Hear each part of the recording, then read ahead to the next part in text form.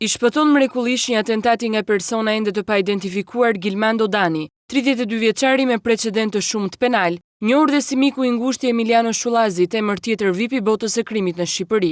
Ngjarja e shënuar rreth orës 21 të së shtunës në rrugën Kongresi Lushjes, në zonën e 21 dhjetorit.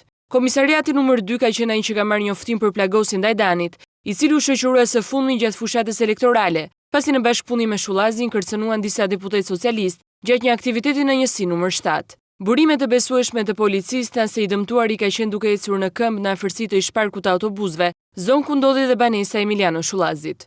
Autorët janë afruar dhe i kanë qelluar disa herë me armë zjarri, plumbat e së cilës e kanë kapur Dani vetëm në pjesën e këmbës dhe janë larguar më pas qetësisht në rrugicat mes lagjeve. I plagosur është transportuar për në spitalin ushtarak, ku pasi ka marrë ndihmën e parë mjekësore ka dhënë dhe dëshminë e tij në lidhje me ngjarjen.